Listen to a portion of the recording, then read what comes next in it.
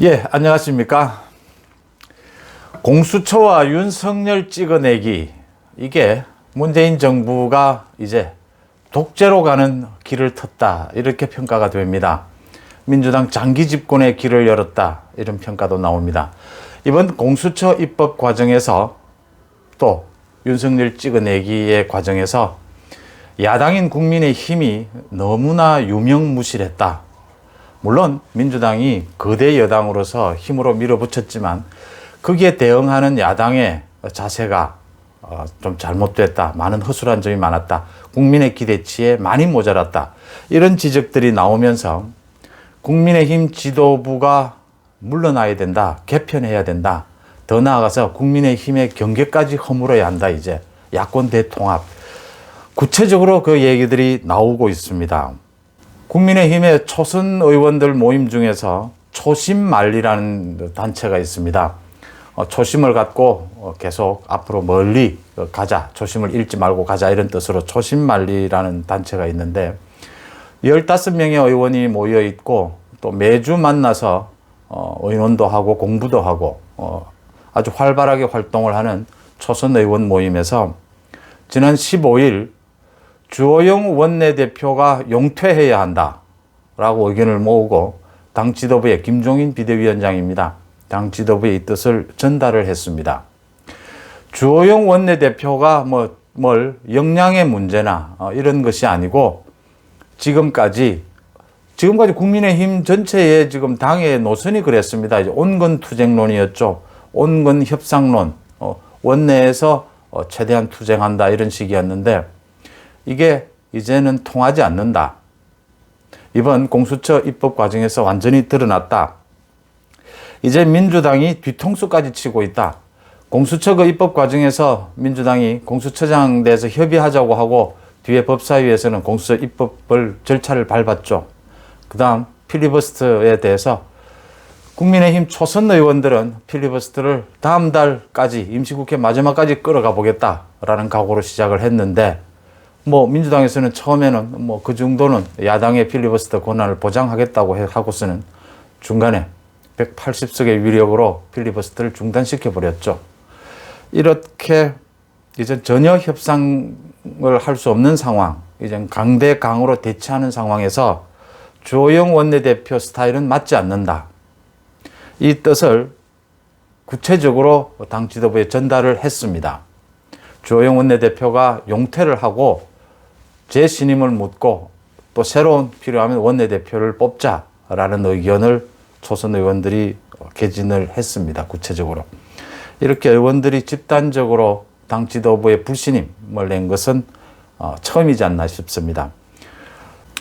문제는 이 같은 국민의힘의 초선 의원들의 이 움직임을 시작으로 앞으로는 그 당 지도부에 대한 불신임 또는 당 지도부의 노선 변경을 요구하는 목소리가 굉장히 커질 것이다, 이렇게 보입니다. 이게 아마 급물살을 타게 될 것이다, 이렇게 보입니다. 이제 4월 재보선 또 대선을 앞두고 지금 야당에서는 강력한 투쟁력이 필요하다, 이런 얘기들이 나오고 있습니다. 상황은 이렇습니다. 문재인 정부의 윤석열 찍어내기, 이 윤석열 찍어내기가 사실은 검찰 길들이기다. 그 검찰 길들이기의 완결판이 윤석열을 찍어내고 그 다음 공수처를 설립하는 것이다. 지금 앞으로 새로운 장관에 대한 인사청문회, 또 공수처 설립을 하면 또 인사위원회가 열려서 공수처의 그 검사들 임명을 여야 협의를 해야 합니다. 그 다음 계속해서 이어지는 윤석열 사태. 윤석열이 지금 문재인 대통령을 직접 겨냥해서 이제 행정소송을 걸었지 않습니까? 그렇게 되면 행정소송에서 이기든 지든 또 전국 사태는 문재인 정부와 윤석열이 직접 맞대결하는 상황이 온다. 이런 급박하게 문재인 정부 민주당이 장기 집권을 위해서 독재 체제를 열어가고 있는, 독재의 문을 열어가고 있는 이런 상황에서 지금 원내 협상론, 온건 협상론, 이것으로서는 도저히 야당이 국민의 기대에 부응할 수가 없다. 거기에다가 이제 보궐선거도 앞으로 다가왔기 때문에 이런 얘기입니다. 그러니까 주호영 원내대표에 대해서 불신임을 했지만 사실은 비대위 체제 전체에 대해서 지금 불신임을 하고 있는 것이다. 윤석열 현상, 앞으로 전국은 상당 기간, 뭐 어쩌면은 대선 전국까지, 대선 대통령 선거 때까지 문재인 정부와 윤석열 현상이 맞부딪히는 이런 상황이 될 것이다. 근데 지금까지처럼 국민의힘에서 윤석열 현상과 거리를 두는 이런 것으로서는 절대로 전국의 중심에 설 수가 없다. 지금은 사실은 문재인, 윤석열, 추미애가 중간에 있지만 이것 이외에는 다른 것들은 지금 뭐 거의 국민의 시야에서 사라진 상황이죠. 국민의 분노는 들끓고 있는데, 많은 국민들의 분노는 윤석열 찍어내기에 대해서 끓고 있는데 야당이 전혀 거기에 따라가지 못한다. 국민과 공감대를 형성하지 못한다. 야당이 오히려 앞장서서 국민의 분노를 이끌어가도 모자랄 텐데 지금은 국민의 분노에 발끝에도 못 따라가고 있다. 이것은 아니다. 이런 대목의 이야기들입니다. 얘기가 설득력이 있는 게 주호영 원내대표만 해도 사실은 윤석열 총장이 정치 중립에 대한 공격을 받고 있을 때 주호영 대표 자신이 윤석열 총장을 응원해도 지금 모자랄 판에 자신이 윤석열 총장이 정치에 참여할 건지 말 건지 입장을 구체적으로 밝히는 것이 좋다라고 주장을 해서 많은 지탄을 받았죠. 또 김종인 위원장, 지금 공수처법이 통과가 되고 필리버스터가 일어나고 윤석열 찍어내기가 구체화되는 이런 상황에서 전 정부에 대한 사과, 전혀 좀 엉뚱하다라는 비난을 받았습니다. 야당 내부의 분열만 일으키고 도대체 무엇을 얻었느냐라는 얘기들입니다. 지금이 그런 지금 사과하고 있고, 또 이때까지 새로운 인물을 발굴하겠다, 국민의힘을 중심으로 보선을 치르는 전략을 짜겠다 해서 구체적인 성과가 하나도 없었다는 겁니다.